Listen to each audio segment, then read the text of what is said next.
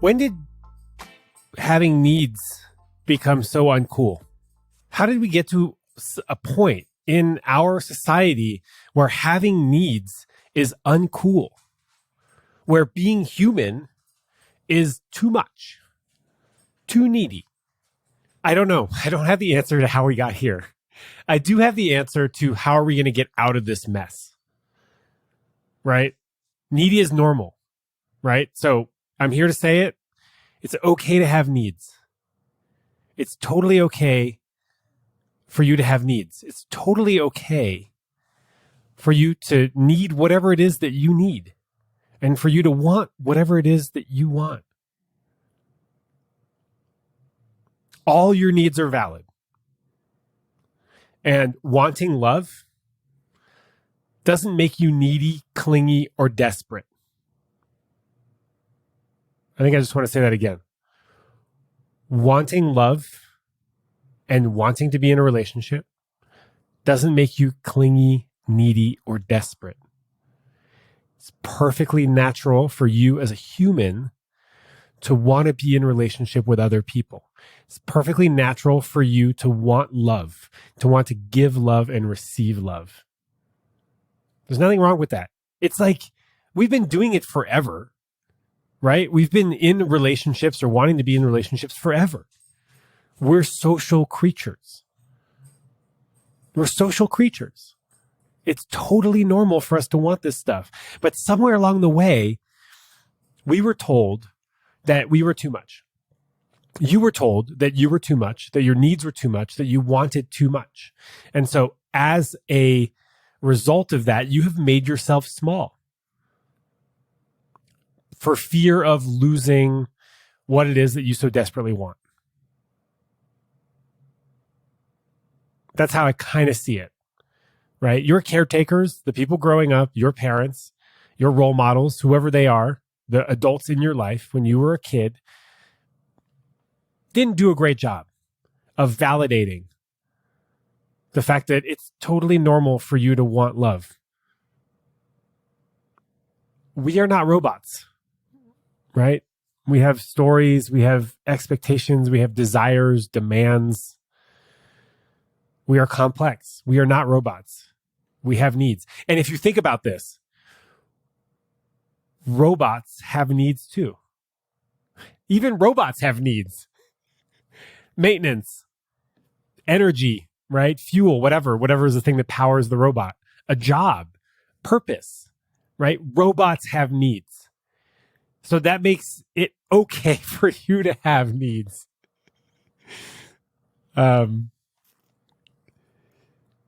I think one of the issues is that we don't speak up for what we want because we're scared that someone's going to say no.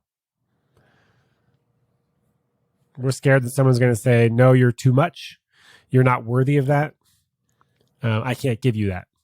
And so it's easier to kind of stick around hoping that someone is going to guess what you need and finally give you what you need than it is to ask for what you want and what you need and get a no and feel the sting of rejection.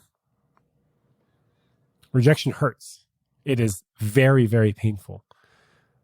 Nobody likes rejection. Also, no one has died from it as far as I know. No one has died from being rejected. I don't think. You probably will find some sort of anecdote where someone was rejected and they had like a heart attack or something. But for the most part, no one's dying of this stuff. But we're scared because we are all walking around here for the most part with very tender hearts. Super, super tender hearts. And when somebody says no or they reject us for a very basic human need for love, connection, touch, affection, care, respect, compassion, empathy, consideration, all that stuff, when somebody says no for that, it hurts. It wounds our tender little heart. And some of you don't have the tools to deal with that sort of heartbreak. And that's okay. I didn't have them either. I still am not fully equipped. We are all figuring it out as we get older, right? We like experience life and we go, ow, that hurt. I'm going to do something differently next time, or I'm going to care for myself in a different way. I've heard a lot of people say, you're not needy for the right person. For the right person, you won't be too needy. You'll be just right. It's sort of like the Goldilocks principle of needs. For someone, you won't be enough. For someone else, you will be too much. And for someone, hopefully more than one person, you'll be just right. We do this stuff together. We do this stuff in community. We're not meant to operate as sole proprietors or individual actors where our only job is to care solely for our needs and not the needs of others, right? We do life in community. We do life in connection with other people. So you will help other people meet their needs and they will help you meet your needs. Okay. Basically, that's a weird way of me saying that you can't do this alone, and nor should you. And nobody is expecting you to. And if they are, those aren't the kind of people that you want in your life. Okay. So here's your job. Your job is to identify what your needs are and to make sure that those needs are met. That is your job. That is not anybody else's job. No one is going to come up to you with a clipboard and go, okay, Stephanie, what are your needs? Okay. And how can I meet those needs? Okay. And who's going to meet those needs? Got it. I'll be right back. And I'm going to go and do all that work for you. Nuh-uh. That is your job, right? Getting curious about what are your needs, doing the research, this account, others' accounts, books, podcasts, therapists, right? You do the research on what are your needs. That's your job. This is your responsibility. Getting your needs met is your responsibility. Well, I'll show you how other people come into this, but getting them met is your responsibility, nobody else's, right? So job number one, what are my needs? Do some research. People have dropped off on this because I was like, all right, here's where you have to do the work. Number two, find action items that will meet that need, right? So if you have a need for space, what the hell does that look like? Does that look like telling your roommates not to bother you for 2 hours after you get home from work? Maybe. Right? Action items. You can't just say like, I need space. And then the other person is going to be like, okay, like how do I do that? You give them clear action items. You make it easier for them to win. Right? And then third step, you have to find people that are going to meet that need. So if you have a need for affection, then you have to find people that are going to be able to give you affection. And you have to be clear about what it is. How can people meet your need for affection? Right? And you invite them to do that stuff. And they either say yes, no, or maybe.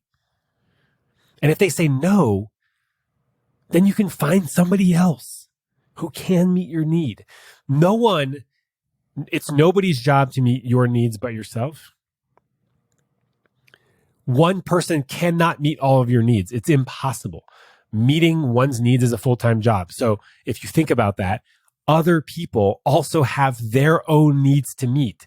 So how could you possibly expect one person, your like life partner, soulmate, the one in quotes, how can you expect them to meet all your needs when their full-time job is to meet their needs on top of their actual full-time working job and all the other requirements and,